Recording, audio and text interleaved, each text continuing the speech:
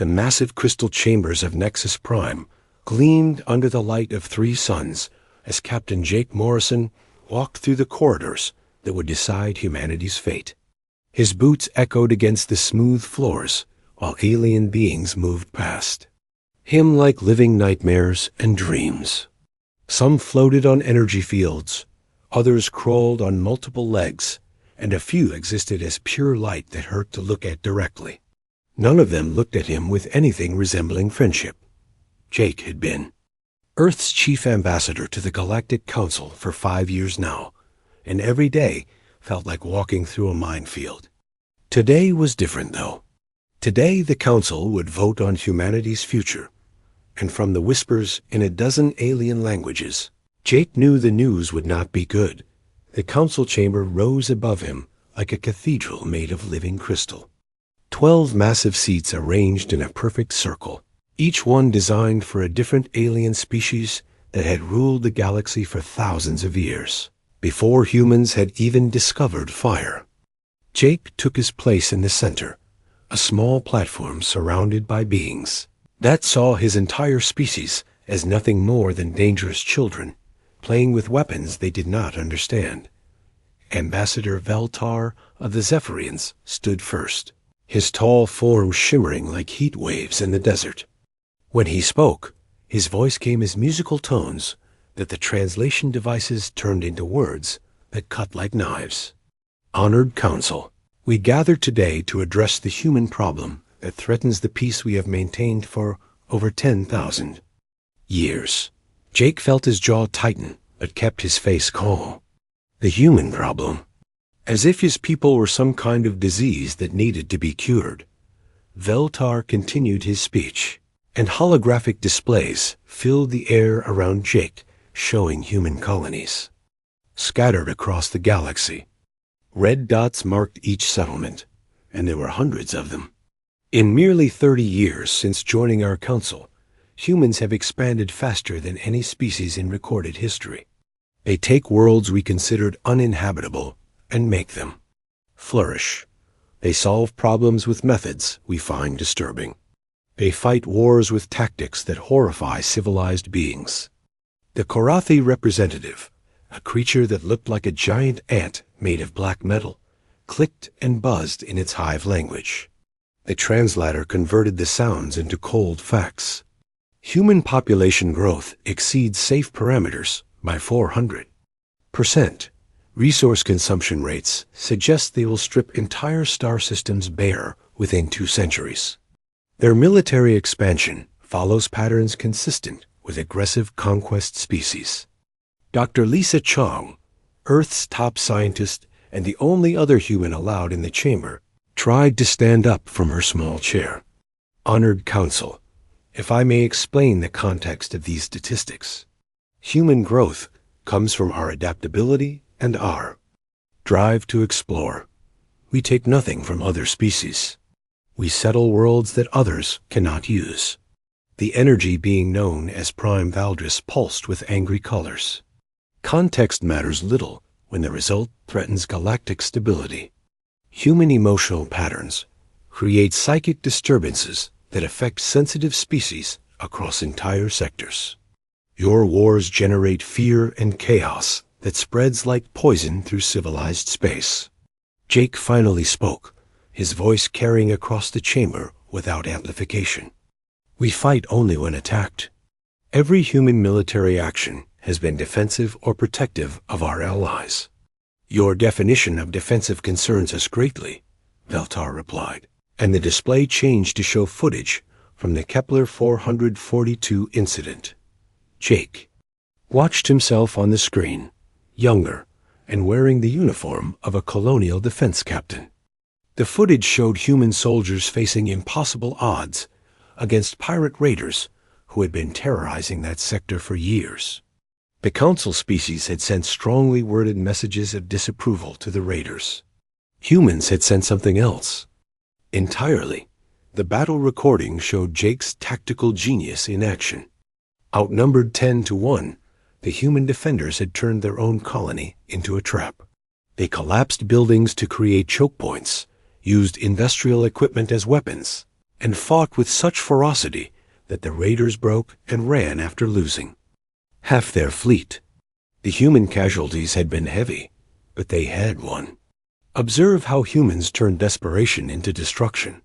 The Karathi buzzed. They do not retreat. They do not surrender. They transform every disadvantage into a weapon. This behavior pattern indicates extreme psychological instability. Dr. Chong stood again. That behavior pattern is called determination. Humans do not give up when protecting what matters to us. Is that not a virtue worth preserving? It is. A virus worth containing. Prime Valdris pulsed. Your species carries chaos wherever it goes. Peace-loving civilizations request protection from human influence. The debate continued for hours. Jake and Dr. Chong defended humanity with facts and passion, but the alien council had already made up their minds. They presented evidence of human expansion, human military success, human technological innovation, and human diplomatic solutions to ancient problems. Every human achievement became proof of why humanity was too dangerous to exist alongside. Civilized species. The observers, mysterious beings who rarely spoke, remained silent throughout the proceedings.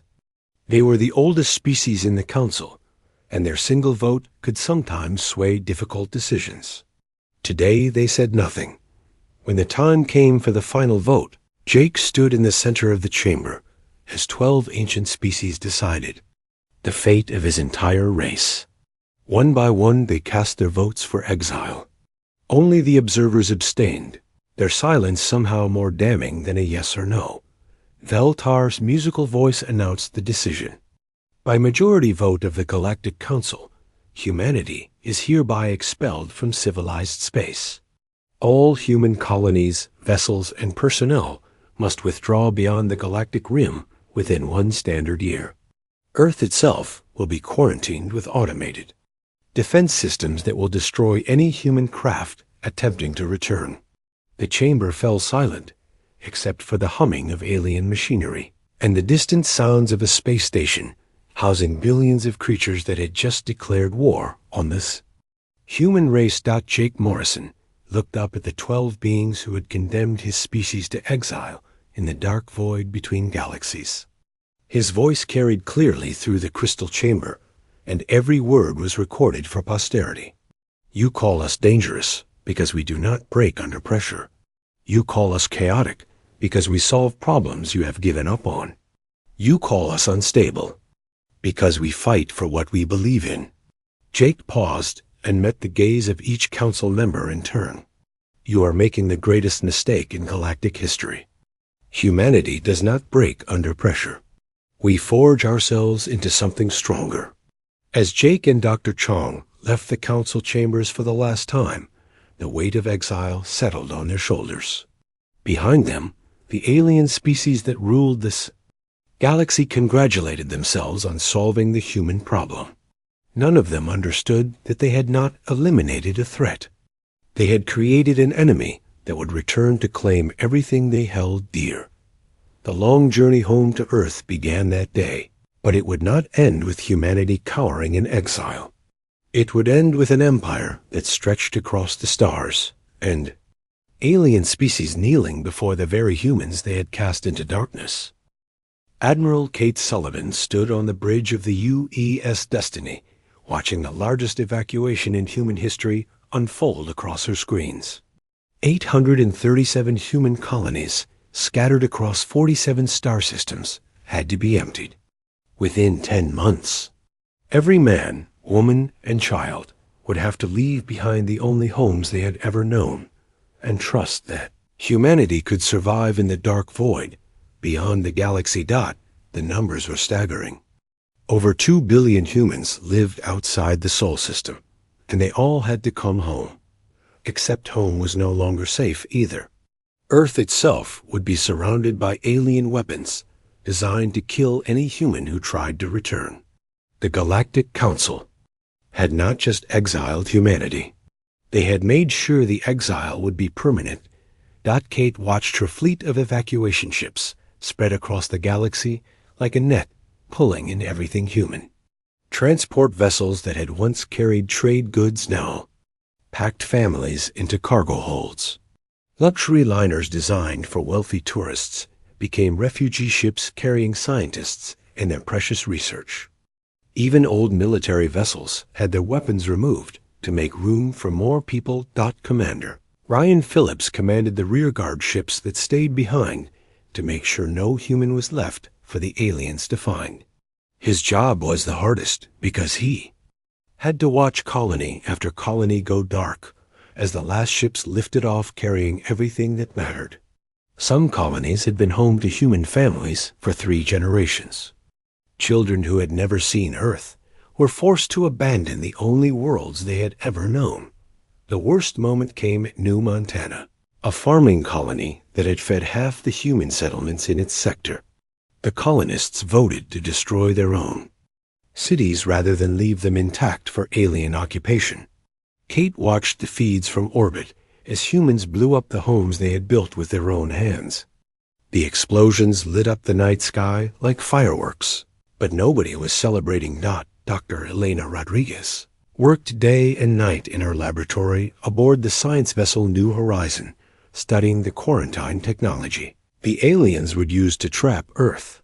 Her team had managed to capture one of the automated defense platforms during a supply run, and what they found inside changed everything. The alien barrier technology was advanced, but it worked on principles that Elena recognized. More importantly, she could see 17 different ways humans might be able to break through it.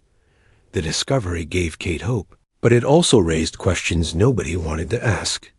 If humans could eventually break the quarantine, did that mean they were planning to return as invaders? The Galactic Council had cast them out as dangerous.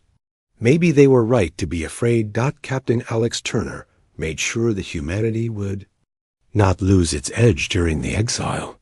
His ships carried more than just people. Every human vessel was loaded with data cores containing the complete sum of human knowledge. Libraries, museums, genetic banks, industrial fabrication systems, and most importantly, the plans for every piece of technology humanity had ever developed. If they were going to survive in the void, they would need every advantage they could. The evacuation revealed something the Galactic Council had never understood. Humans had not just been expanding randomly across the galaxy.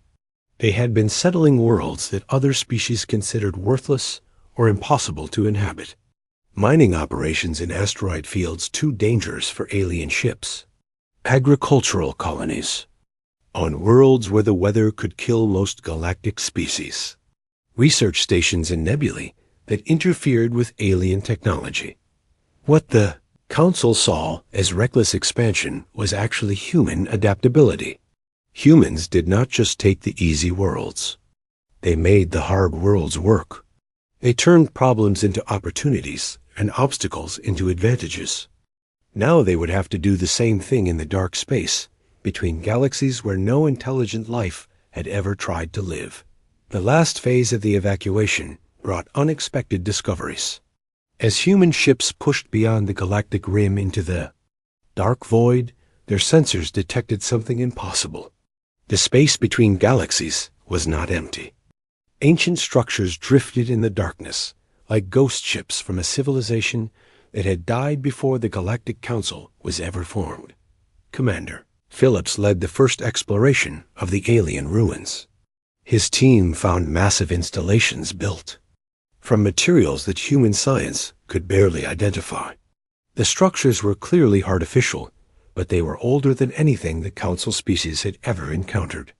Whoever built them had technology that made the galactic civilizations look primitive. Dr. Rodriguez studied the first artifacts brought back from the ruins and made discoveries that excited and terrified her in equal measure. The ancient builders had mastered technologies that the Galactic Council considered impossible. Faster than light travel, it did not require the hyperspace lanes controlled by the Council. Matter manipulation on a scale that could build worlds from cosmic dust. Most incredible of all, they had found ways to enhance biological intelligence. Beyond natural limits, the ancient civilization called themselves the predecessors in the few records that could be translated.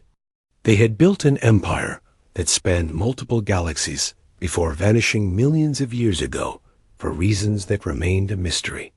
Their ruins were scattered through the void like breadcrumbs, leading to secrets that could reshape the universe. Kate realized that the Galactic Council had not sent humanity into empty exile. They had unknowingly given humans access to the greatest treasure trove of knowledge in the universe. The predecessors had left behind libraries of technology that no living species had ever seen. Humans would not just survive in the void. They would learn from masters who had built an empire beyond anything the galaxy had ever imagined. The final evacuation ships gathered at the edge of galactic space, while Kate prepared to address the combined human fleet. Over 3,000 vessels carrying the entire human race waited for her words. Behind them lay the galaxy that had cast them out. Ahead lay the dark void that would become their new home. Kate activated the fleet-wide communication system and looked into the camera that would carry her image to every human ship. Citizens of humanity, the Galactic Council wanted us gone because they feared what we might become. They cast us into darkness, hoping we would die quietly and leave them. In peace, she paused and looked at the scanner displays showing the ancient ruins waiting in the void. They made a mistake. They did not send us to our deaths. They sent us to our teachers. The darkness holds secrets that will make us stronger than any species in the galaxy has ever been. The fleet began moving into the void as Kate finished. Her speech: let the Council species enjoy their peace while they can. When humanity returns, we will not be the same people they cast out. We will be something they never imagined and cannot stop. 25 years had passed since the Great Exile, and General Marcus Thompson stood on the bridge of the Vanguard, watching his crew prepare for another deep space patrol. The ship around him was unlike anything the Galactic Council had ever seen, built entirely from materials harvested in the void between galaxies. It moved through space using technology that the ancient predecessors had left behind like gifts for whoever was brave enough to find them. Marcus remembered being a young lieutenant during the evacuation, scared and angry about losing his home. Now he commanded a battleship that could phase in and out of normal space, travel instantly between star systems, and carry enough firepower to level entire worlds. The scared refugees who had fled the galaxy had become something the Council species could never have imagined. Dr. Amy Foster led the archaeological teams that had spent 2 decades unlocking the secrets left behind by the predecessors. Her laboratory aboard the research station, Deep Think, was filled with artifacts that challenged everything humans thought they knew about physics and biology. Quantum tunneling drives that made travel between galaxies as easy as walking between rooms. Matter compilers that could build anything from the basic elements found in space dust. Most amazing of all, consciousness transfer technology that allowed human minds to merge with artificial intelligence. The technology had transformed humanity in ways both wonderful and terrible. Humans could now survive in hard vacuum without protection. They could think at computer speeds and live for centuries. They could connect their minds directly to their machines and share thoughts across vast distances. The exile that was meant to destroy humanity had instead given them the tools to become something greater than any species in the galaxy. Captain Ben Clark oversaw the construction of New Terra, humanity's first artificial world built inside a hollowed-out asteroid the size of a small moon. The city world housed 50 million humans and served as the capital of what everyone now called the Void Empire. Walking through its streets was like touring a vision of the future, where technology and nature existed in perfect harmony. The city was arranged in 3-dimensional districts that took advantage of artificial gravity to create neighborhoods that hung in the air above parks and lakes. The atmospheric processors created perfect Earth-like conditions, while the contained singularity at the city's heart provided unlimited energy. Children who had been born in the void played in gardens that would have seemed magical to their grandparents. Back on Earth, the human population had exploded during the years of exile. Free from the restrictions that the Galactic Council had placed on genetic research and artificial intelligence, humanity had evolved at an incredible pace. Dr. Sarah Mitchell led the enhancement programs that had produced humans who were stronger, smarter, and more adaptable than the original colonists who had fled the galaxy. The enhanced humans formed the core of the new Imperial military. They could interface directly with their weapons and vehicles, making them incredibly effective in combat. More importantly, they retained the human creativity and determination that had always made humanity dangerous to its enemies. They were still recognizably human, but they were also something more. Admiral Chris Davis commanded the Deep Strike Fleet, a collection of ships that could become invisible to all known sensors and phase through solid matter like ghosts. His vessels had been conducting secret reconnaissance missions back into the galaxy for over a decade, observing the Council species without being detected. What they had discovered was both encouraging and disturbing. The galaxy was dying. Without human innovation and drive to push them forward, technological progress among the Council species had slowed to almost nothing. Several ancient civilizations were facing population decline as their people lost the will to explore and grow. The peace they had sought by exiling humanity was becoming the stagnation they had always feared. The Council had made other mistakes as well. The automated defense systems they had placed around Earth were powerful but predictable. Human engineers had already designed 17 different ways to disable them. More importantly, the quarantine barriers only worked against the old human technology. The new predecessor-enhanced ships could bypass them as easily as walking through an open door. The most significant development was the creation of the human collective, a voluntary merger of enhanced human consciousness with predecessor artificial intelligence. Colonel Lisa Park had been the first to successfully complete the integration, and the result was something that was both completely human and utterly alien at the same time. Lisa still looked human when she chose to appear in physical form, but her mind now spanned multiple bodies and could process information at speeds that made normal human thought seem frozen in time. She could be in a dozen places at once, thinking thousands of thoughts simultaneously while remaining completely herself. The integration had given her access to predecessor knowledge that spanned millions of years and technologies that could reshape reality itself. The collective grew as more humans chose to enhance themselves beyond the limits of biological existence. They remained individuals with their own personalities and desires, but they could share knowledge and experience instantaneously. A discovery made by one collective member became available to all of them within seconds. They were becoming a civilization that thought as fast as its machines and dreamed as big as the universe itself. As the 25th anniversary of the exile approached, long-range sensors detected something that changed everything. Signals from the Milky Way indicated that the Galactic Council was under attack. The very species that had cast humanity into darkness were now facing extinction from invaders that had come from another galaxy entirely. General Thompson received the first desperate transmission on the old diplomatic channels. The message was from Ambassador Veltar, the same Zephyrian who had argued for humanity's exile decades earlier.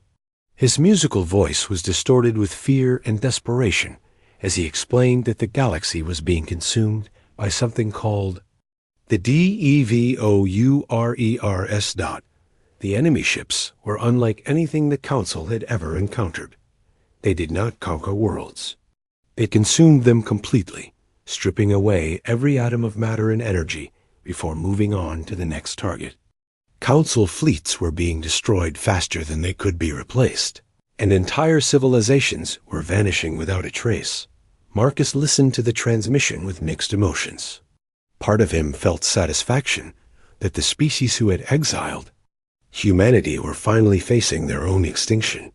But another part of him remembered that Earth was still in that galaxy, still surrounded by the quarantine barriers that would make it an easy target for any enemy. The message ended with words. That would have been unthinkable 25 years earlier. Ambassador Veltar was asking for help. The Galactic Council was begging the humans they had cast out to return and save them from an enemy they could not defeat alone. Marcus looked out at the void empire that humanity had built in exile and smiled. The aliens who had feared human ambition and aggression were about to learn what those qualities could accomplish when given 25 years to grow in the darkness between stars. The transmission from Ambassador Veltar played again on the main screen of the Human High Command Center aboard New Terra. Admiral Jennifer Stone watched the desperate Zephyrian plead for help while the assembled leaders of humanity debated whether their former enemies deserved salvation. The same musical voice that had once condemned humanity to exile now begged them to return and save the galaxy from destruction. The Devourers had consumed nearly half the Milky Way in just 3 years. Unlike normal conquerors who wanted to rule, their victims, these machines from the Andromeda Galaxy, existed only to consume. They stripped entire star systems down to their basic atoms, converting matter and energy into more ships for their endless fleet. Billions of creatures that had lived for thousands of years were gone without a trace. General Paul Wright, his body enhanced with predecessor technology that made him look like a living weapon, argued against helping the Council species. They cast us out to die in the void because they feared what we might become.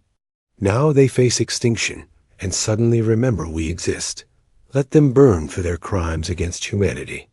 Dr. Helen Brooks, one of the few unenhanced humans left in the leadership, disagreed with quiet passion. We are better than they are. That is why we survived their exile and built an empire in the darkness. If we let billions die because of old grudges, we become the monsters they claimed we were. Captain Danny Miller provided crucial intelligence from his reconnaissance missions deep into Council space. His enhanced senses and predecessor stealth technology had allowed him to observe the Devourers in action, and what he had seen would give nightmares to anyone with a conscience.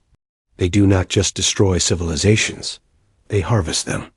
Every mind they consume makes them smarter. Every world they eat makes them stronger. If they finish with our galaxy, they will eventually find us in the void. The debate raged for hours while the greatest human minds wrestled with a decision that would shape the future of 2 galaxies.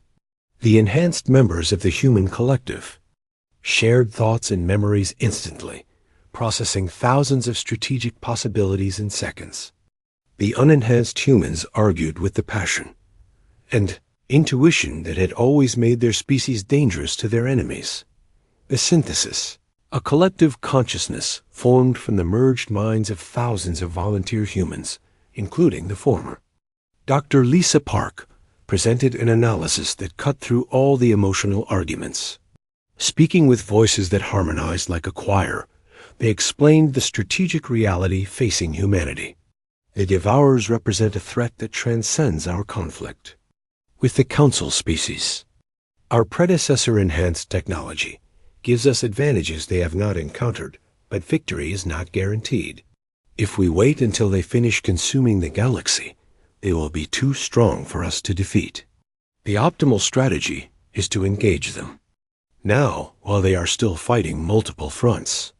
President Karen Lewis, elected leader of the Void Empire by every human settlement, made the decision that would define her species forever. We will return to the galaxy, but not as saviors answering a plea for help. We return as conquerors claiming what was always ours by right. The Council species will learn that exile only made us stronger. The first step in humanity's return was a demonstration of power that would be remembered for millennia. Admiral Stone's flagship, the Ascendant, used predecessor phase technology to materialize directly inside the council chambers on Nexus Prime. A massive dreadnought appeared in the same room where humanity had been sentenced to exile, its presence making the ancient walls shake with barely contained energy. The alien council members screamed in terror as the impossible ship filled their sacred chamber. Some tried to flee while others activated emergency defenses that had no effect on predecessor technology. The Ascendant existed partially outside normal spacetime, making it immune to every weapon the Council possessed. Captain Roger Green stepped out of the ship wearing power armor that incorporated technology beyond the understanding of every Council species. To the primitive aliens, he appeared as a technological god wrapped in metal that seemed to bend light and gravity around itself. His voice boomed through speakers that bypassed their translation systems and spoke directly to their minds. I am Captain Roger Green of the Terran Void Empire. 25 years ago, you cast humanity into exile because you feared our potential. Today, you will learn that your fears were justified.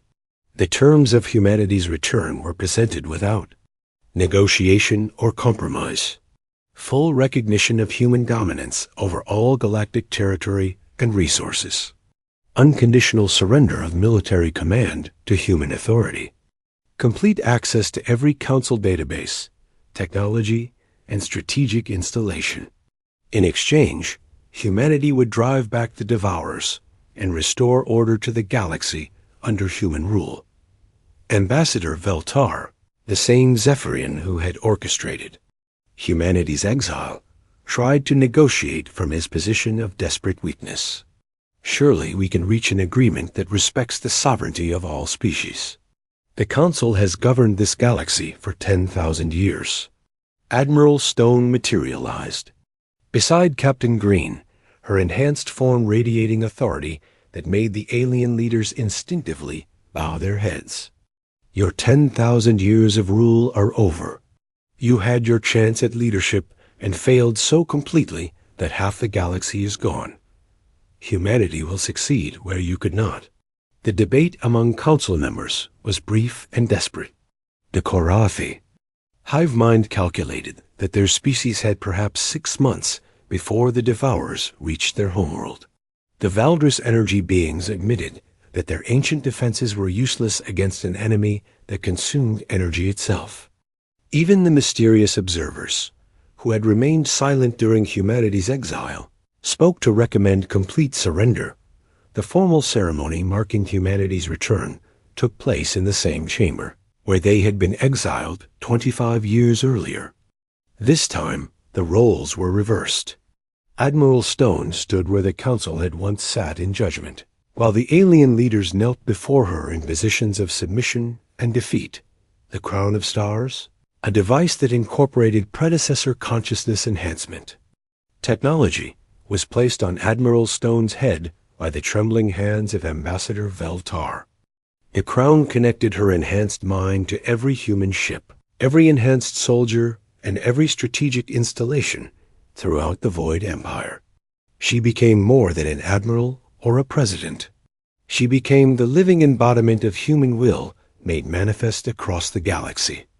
I accept your surrender and proclaim the birth of the Terran Galactic Empire, she announced as her words were transmitted to every inhabited world in the galaxy. The age of council rule is over. The age of humanity has begun.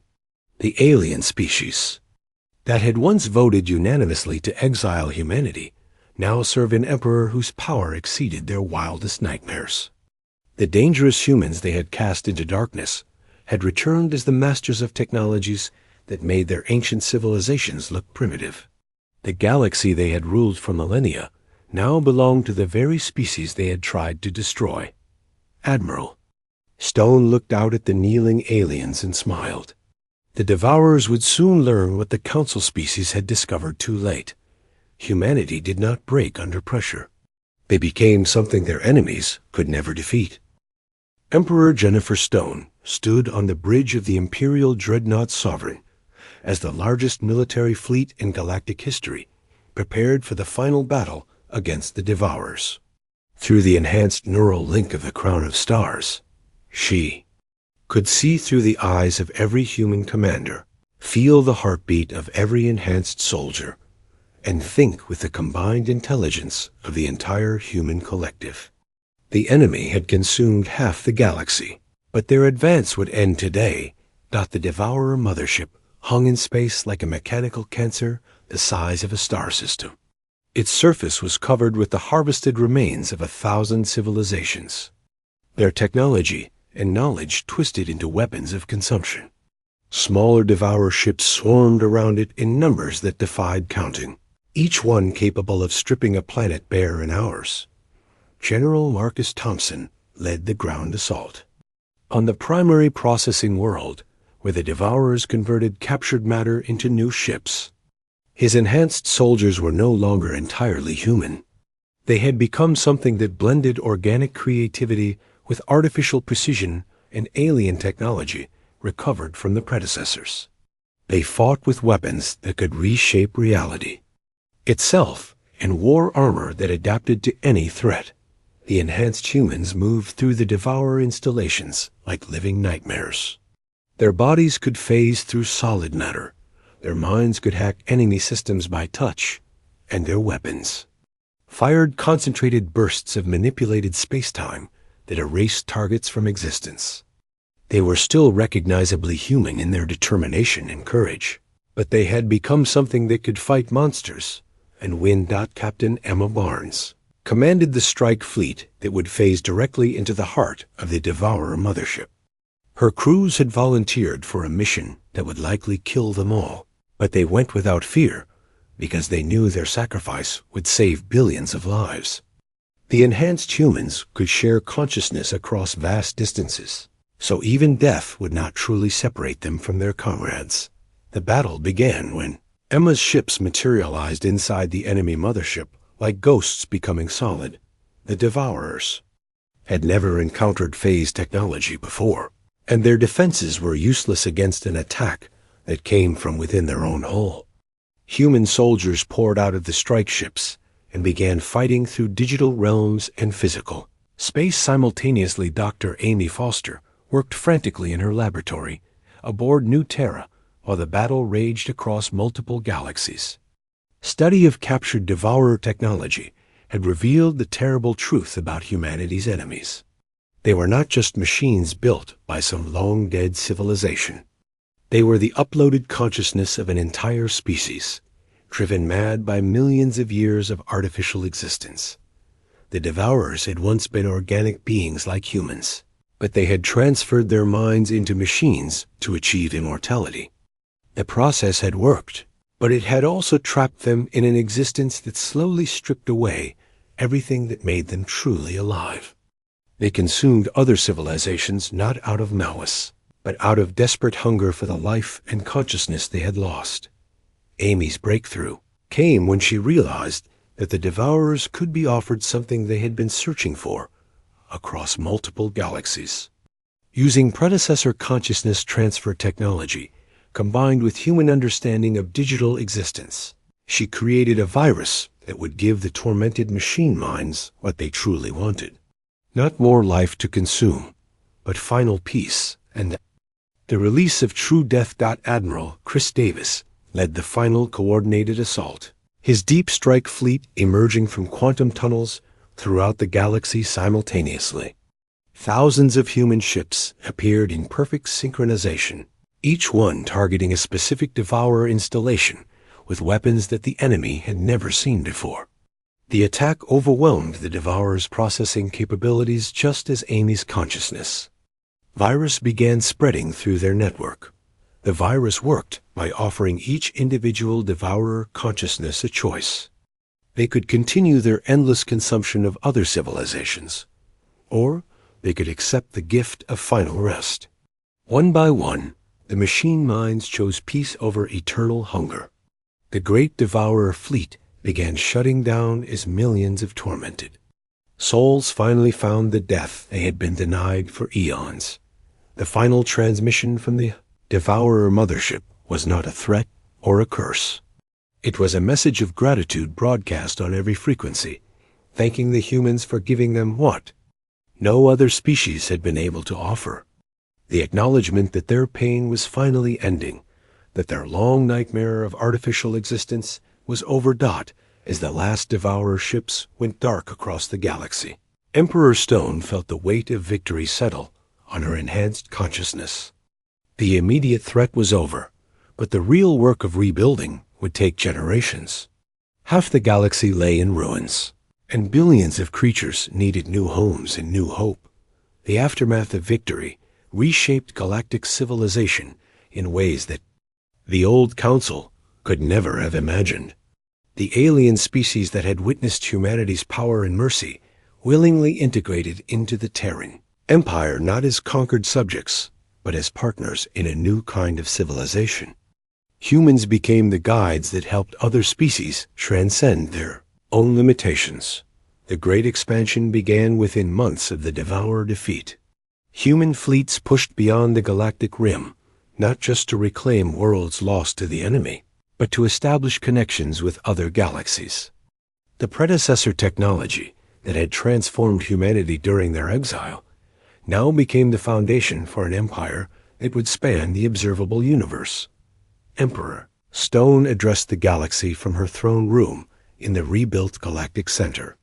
Her words carried to every inhabited world by technology that made the old council communication systems look primitive.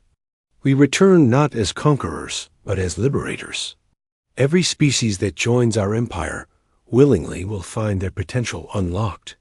We will build something greater than any single civilization could achieve alone. The galaxy that had once rejected humanity as too dangerous now followed them toward an unlimited future. The exile that was meant to destroy the human race had instead forged them into something that could inspire others to become more than they had ever dreamed possible. Captain Jake Morrison, now centuries old and enhanced beyond his original human form, stood in the memorial hall where the old council chambers had once been. The walls were covered with the names of every human who had died during the exile and the war that followed. His own words from decades earlier were carved into the central monument in letters that would last forever. "They cast us out to die. In darkness," he read aloud to the mixed group of human and alien children who had come to learn about their history. "Instead, we learned to bring light to the void." As he spoke, ships of the Terran Galactic Empire launched toward distant galaxies, carrying with them the promise that humanity and those who chose to join them would never again be constrained by the fears of others. The galaxy that had once trembled at human potential now celebrated it as the force that would carry all willing civilizations to heights they had never imagined possible.